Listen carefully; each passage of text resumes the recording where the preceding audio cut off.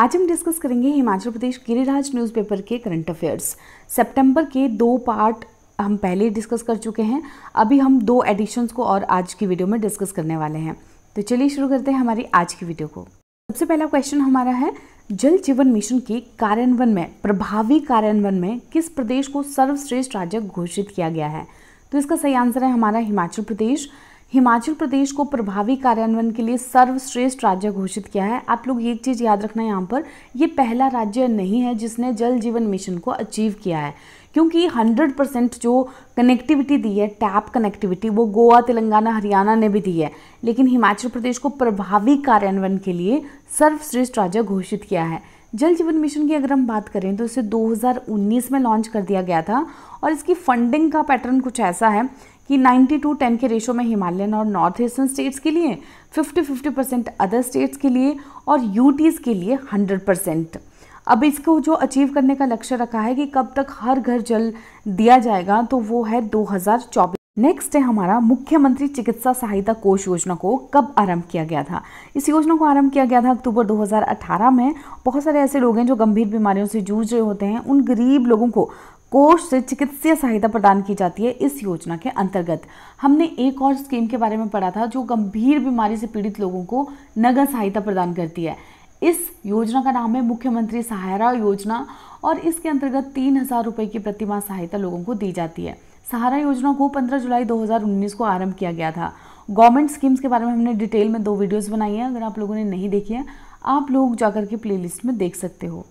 Next question हमारा है, अटल आशीर्वाद योजना का शुभारंभ कब किया गया था? तो इस योजना को शुरू किया गया था 16 फरवरी 2019 को और इस योजना को बेसिकली शुरू किया गया था जो नवजात बच्चे हैं, इन्फेंट्स, उन लोगों को एक तरह की वेलकम किट प्रोवाइड की जाती है इसमें, जिसमें जो बच्चे हैं और उनकी मम्मियां हैं उनके लिए तेल, साबुन, क्रीम, पाउडर, कंबल जैसी जो ज़रूरी चीज़ें होती हैं आफ्टर डिलीवरी वो सब इंक्लूडेड होती है। बच्चों की जो दैनिक ज़रूरत का सामान होता है वो भी इसमें सारा इंक्लूडेड होता है। आज़ादी का उत्सव हम लोग मना रहे हैं, तो ऐसा कैसे हो कि हम किसी भी स्वतंत्रता सेनानी को याद ना करें? तो अगला क्वेश्चन हमारा एक स्वतंत्रता सेनानी के बारे में ही है। वजीर राम सिंह पठानिया स्वतंत्रता सेनानी जो है हिमाचल से, वो कहाँ से संबंध रखते हैं? तो इसका सही आंसर है हमारा नूरपुर। नूरपुर का जो प्राचीन नाम था वो धमेरी था और धमेरी से ये संबंध रखते थे। धमेरी की स्थापना किसने की थी? अगर किसी को पता है तो मुझे कॉमेंट सेक्शन में ज़रूर बताएं। नेक्स्ट क्वेश्चन है, हिमाचल प्रदेश के किस समुदाय को जनजातीय दर्जा दिया गया है?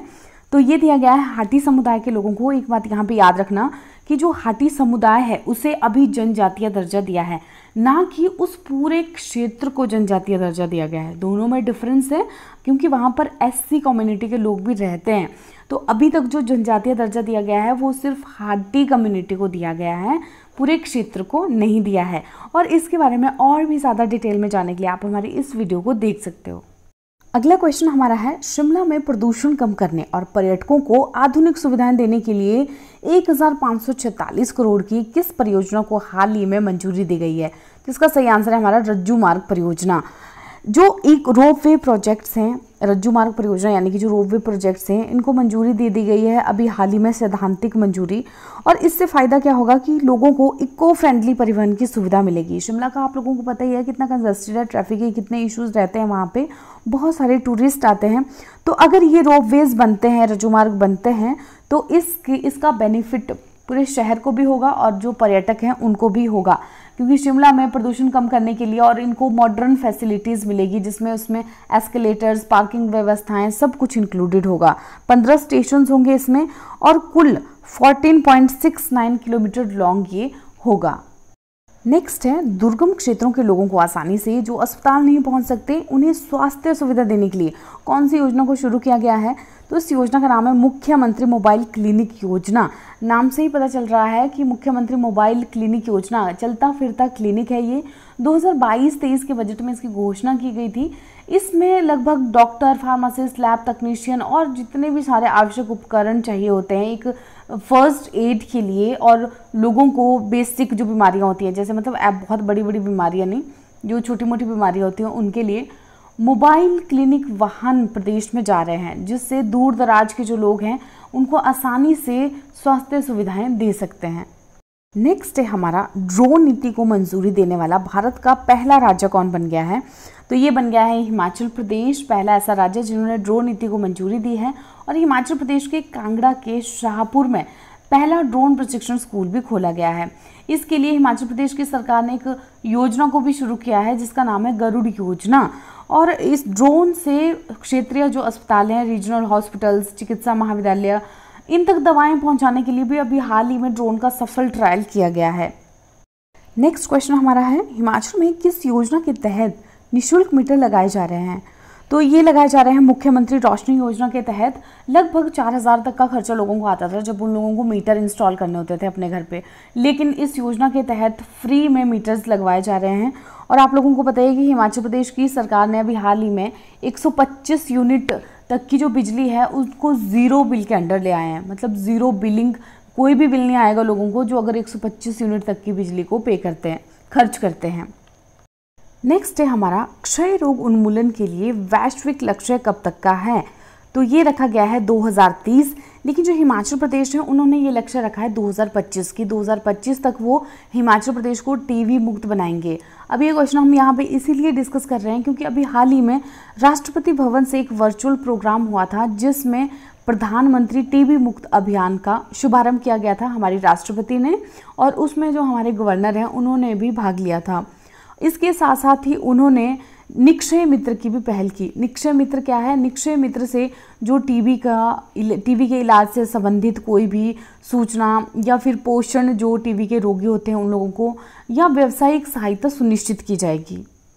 नेक्स्ट क्वेश्चन है हमारा, हिंदी दिवस कब मनाया जाता है? तो हिंदी दिवस मनाया जाता है हमारा 14 सितंबर को। पहली बार ये बनाया गया था 1953 को। नेक्स्ट है हमारा, मुख्यमंत्री शगुन योजना को कब से आरंभ किया गया है? तो इसे आरंभ किया गया है 1 अप्रैल 2021 से। इसे हम डिटेल में नहीं डिस्कस करेंगे बिकॉज बहुत बार अपने करंट अफेयर्स में इसे डिस्कस कर चुके हैं। इसके साथ साथ ही जो गवर्नमेंट स्कीम वाली वीडियोस हैं उसमें भी इसे डिटेल में डिस्कस किया हुआ है।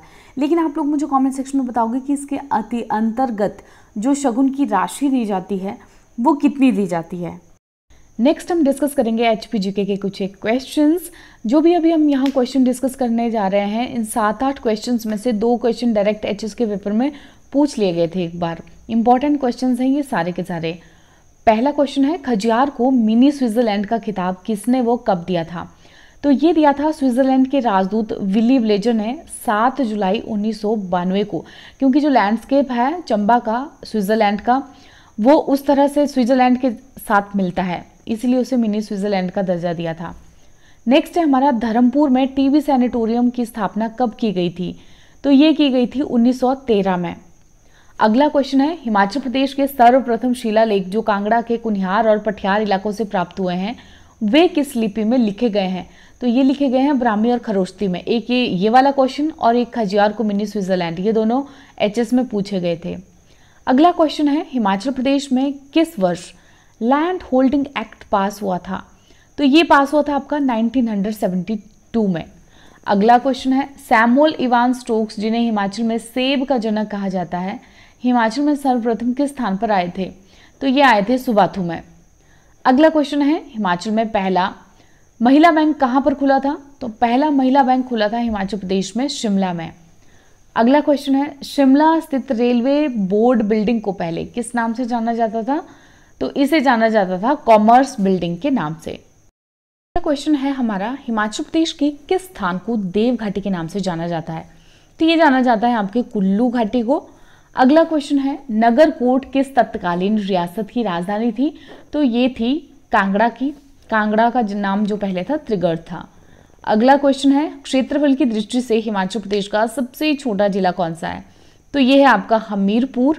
और एक और क्वेश्चन है आपका, माउंट अली रत्नी टिब्बा हिमाचल के किस जिले में स्थित है?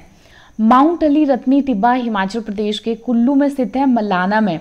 मलाना एरिया जो है कुल्लू का वहां पर स्थित है। हमने अपने जो प्रीवियस करंट अफेयर्स थे उसमें डिस्कस किया था ये कि माउंट अली रत्नी टिब्बा कहाँ पर है, किस पर्सपेक्टिव में किया था। वेस्ट बंगाल से कुछ एक माउंटेनर्स आए थे जो वहां पर खो गए थे, बाद में मिल भी गए थे, इसीलिए ये न्यूज़ में था। इंपॉर्टेंट है, रिपीट भी किया है इस वाले न्यूज़पेपर में, तो ध्यान में रखना कि ये कुल्लू में स्थित है और कुल्लू के मलाना एरिया में स्थित है। लास्ट में मैं पूछूंगी आप लोगों से एक रिवीजन का क्वेश्चन जिसे हम बहुत बार डिस्कस कर चुके हैं पहले और वो इम्पॉर्टेंट भी है। हिमाचल प्रदेश में बल्क ड्रग फार्मा पार्क कहाँ पर बनाया जा रहा है, आप लोगों को डिस्ट्रिक्ट का नाम बताना है, जगह का नाम बताना है और इस प्रोजेक्ट की कॉस्ट कितनी है वो भी आप लोगों को कमेंट सेक्शन में बताना है। तो हमारी आज की डिस्कशन को हम यहीं पर ख़त्म करेंगे। इससे ज़्यादा कुछ खास इन 2 एडिशंस में था ही नहीं और बहुत कुछ सारा पीछे का रिपीटेड भी था, नया कुछ खास नहीं था। तो जल्दी मिलेंगे एक नई डिस्कशन के साथ, नई वीडियो के साथ। आपको हमारी वीडियो कैसे लगती है कमेंट सेक्शन में अपना फीडबैक ज़रूर दें, चाहे पॉजिटिव हो चाहे नेगेटिव हो। तो चलिए मिलते हैं नेक्स्ट वीडियो के साथ।